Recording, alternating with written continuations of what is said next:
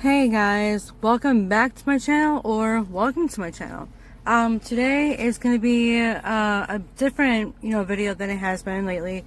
It's about mental health and physical health. So I have suffered from depression, anxiety, social anxiety, bipolar, like borderline bipolar, and anger issues. Ever since basically I was like between 12 and 14 of the age, and I used to take medicine for it, but I haven't, lately. And then I have a lot, there's like a list of the physical health issues that I have, that I will get into, that has made my depression worse. And because I know that there is a lot of suicidal people out there. I actually even had a best friend, like one of my best friends, take her life because she had postpartum psychosis. So yeah, but if you guys watch my All Bullying Needs to Be Stopped, it'll be in that video about her. I miss her terribly, but either way, so the list of my physical, health issues is really long, but I'm going to tell you guys, even though it's been making my depression worse, I'm going to tell you guys the different coping skills that I use to help my depression. So, I'm gonna get into that right now, so be prepared, because it's, quite a long list. So, here we go. Here's my, the list of my physical, physical health issues. Alright guys, so I wrote an actual list, okay? A list of all of my physical issues, okay? So, we're gonna go through this long list together. So, the very first one, so I found out in 2018, October 3rd actually, that I have ovarian cysts. Now, they thought it was an ovarian lesion, and it was showing signs of neoplasm, or showing suspicion of neoplasm, and they wanted to admit me that night, and I'm like, no, I just want to go home with family. So I went home, and then it just turns out that I have bilateral ovarian cysts, and they happen every single month, and they're painful, okay? So the second thing is, it's called adenomyosis, which is invasive tissue growth that is caused by endometrial cells being directly invasive from the lining of the uterus, okay? And in 2011, I was diagnosed with HPV type 16. Now, 80% of women, get this infection, and most of the time it goes away.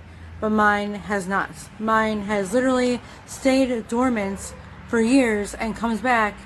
And they found out the day that my grandma died, I got a test done, and I have ASCUS, which stands for atypical squamous cells of undetermined significance. In other words, the HPV-16 is causing abnormal cervical cell change in my cervix, and they're precancerous. So, the very first, stage 0 is come back again. And it's growing invasively too. So, and then the next thing is, so I have endometriosis. I've had it ever since basically I had Avery. So in 2016, I've been having endometriosis. So my doctor at the time told me that I should get the Mirena IUD. And so I did, I listened to him, which was the, worst thing ever. But I listened to my doctor, and because once they put the Mirena inside you, your cervix is open it's basically, an airway for many infections to get inside. So literally last year, I was in and out of the hospital every single month, at least once a month, every single month last year. And it was horrible. I mean, horrible. Because I would find a new infection, something new, every single time. And then it turned into that I had pelvic inflammatory disease because of it. Because, I mean, public inflammatory disease is an actual disease, but you have infections. So my first infection, my fallopian tubes were actually inflamed to where like you can actually like feel it when it popped out. And then the second one, which was in last November 1st, it was in my cervix. My cervix was very, very, that's because also precancerous cells, they're rapidly, growing. So my cervix was really, really tender, like it burned to pee, like I thought I just had to get a urinary tract infection, but it just turned out to be that instead. So I had that, and then all because I had endometriosis. Like, it's just horrible. But so then we're going back to 2018 when they found out about my about the ovarian cyst.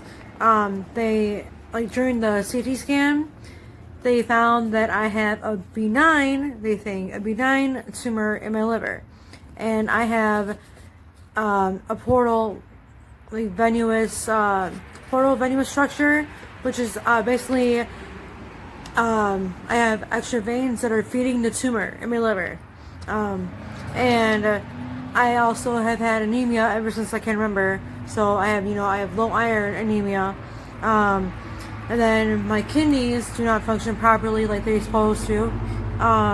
Then also, last year, March of 2019, so almost a year ago, March 11th, I had a colonoscopy and upper endoscopy done. And it was because of all the issues that I was having. And my GI doctor was like, whoa, we need to get you checked out, right away. So he did the test, the 2 procedures, and he found he found a polyp in my colon that was, not cancerous, thank God. But I was only 28 at the time, and finding a polyp, already what? And also that I have esophagitis, which esophagitis means that your esophagus is inflamed, and it can also lead to Brett's esophagus, which I believe is a form of esophageal cancer. I'm not sure. And then also they found out that I have celiac disease. So yeah, if you guys have been, watching all the videos, you know that I have celiac disease. So obviously, yes, I cannot have wheat, oats, barley, rye, all that stuff. And then, last but not least, I have issues with my heart. I have borderline tachycardia, which is, okay, I'm going to tell you the actual definition, just so you guys know. So it's rapid heartbeat that's irregular and out of proportion to age and level of exertion, and can be caused by exercise, fear, anxiety, stress, anger, and love. So yeah, those are all of my physical, issues. And that literally was 6.5 minutes long. Okay, that's all the list is. So now I'm going to go into my coping skills. So here's my coping skills, because honestly, with all these problems, that I have, it's made my depression worse. And this is what I do. Alright, so my coping skills is especially whenever I do get angry, I tend to either write in my journal. I love writing, so writing is one of my coping skills. To me, it's like an escape. Writing my feelings down about everything that's happening, why I'm angry, and another thing is my sister, guys. Say hi to YouTube. Oh, hi. Yes. Another one is, let's see. I love playing Pokemon Go so much, so whenever I am anxious or stressed out or, angry in general, I tend to go on Pokemon Go walks. And that keeps my mind off of bad things that are happening. Another one is... Start going running. Well, yeah. My sister said that another coping skill that you guys can use is running. See, but I had to stop smoking first in order to do that. But yeah, another coping skill you can do is running. Also reading, because it's also another escape, to another whole world. Another coping skill is talking to your loved ones. Like whenever I'm stressed, whenever I had a bad day at work, let's say, or just in general, like if I got into a big fight with my mom or something, I talk to my loved one, which is Toby.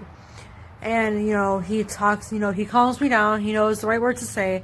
So if you have like a really good support system, whenever you're down, if you feel like, suicidal, let's say, talk to your loved ones about it. Because, I mean, that's like, the biggest, the biggest coping skill, that I use. So, yeah, so writing, basically, writing, journaling, or not, writing, reading, talking to your loved ones, running, stuff like that, eating healthy too, or actually, even doing sit-ups that I used to do also, that used to help me. But, that's it. So, now that you guys know a lot about me, with all my mental health issues and my physical, issues, and my coping skills, I hope you guys learned a lot, and hopefully it helps you guys too. So if you guys, have any other coping skills that you guys have or do, then, comment down below on the YouTube channel, or the YouTube video, and maybe I'll use that too. But I hope you guys enjoyed the video, and I love you guys so much, and I'll see you guys tomorrow, because, tomorrow, I'm actually, I interviewed Toby on ways, like, 10 top things that men hate about women, and that top 10 things that that men love about women. And it's all going to be in one video. So that's going to be for tomorrow on Monday. So I'll see you guys then. I love you guys so much. Mwah. Bye. Have a great day or night. And thank you so much for watching. See you later. Bye.